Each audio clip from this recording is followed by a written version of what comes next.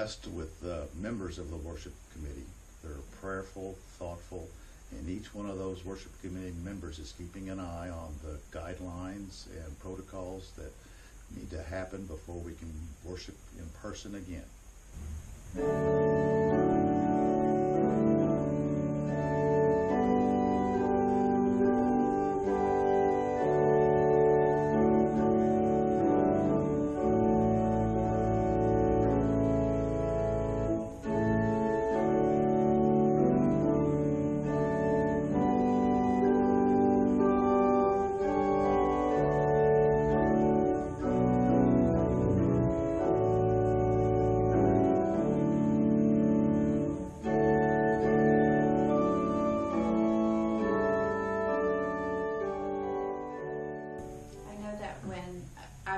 To deliver the Easter lilies because we weren't in person for that.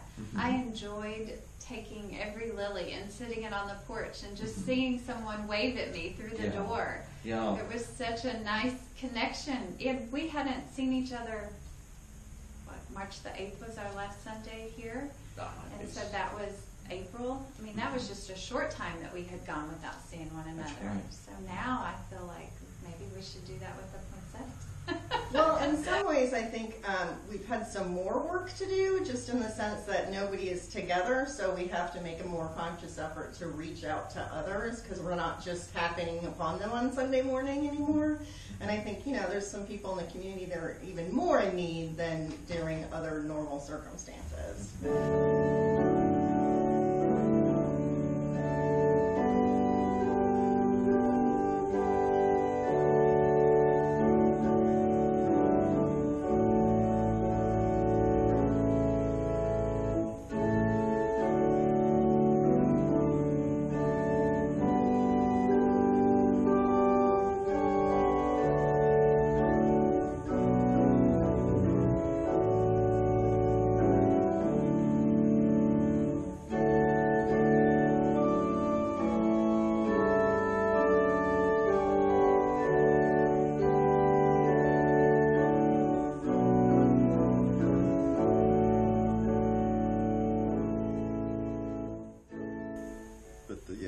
Let me also add that Joyce Wolf has done a wonderful job with her soloists and the small groups that she's brought together. It just enhances the worship even more.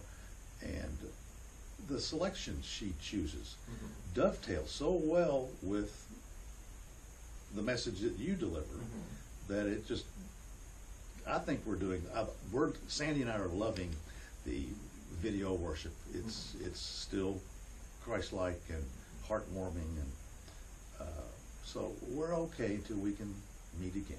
Okay. Well, when my son Davis graduated high school this year, we had to come up with an alternate plan for him to have a celebration, and so everyone was doing drive-by everything. He even graduated through a drive-by ceremony at the school. So I thought it would be kind of neat to do a drive-by party at our house. And so we set up a tent, and anyone that wanted to come by came by, and we had refreshments. And so when I was thinking about Amelia and celebrating the birth of her baby, I thought, well, that would be a great way to celebrate. And we were able to decorate the church's garage as much as we could, and just have a drive-by baby shower, and it was a lot of fun. I think it went well. From where I stood, I thought it went really well. They seemed to appreciate it. I guess I would say don't be afraid to reach out to us, because we can't, we don't necessarily know. So without somebody giving us a call or sending us a text message, I would say don't be afraid to reach out to us. What is stewardship, my Christian friends?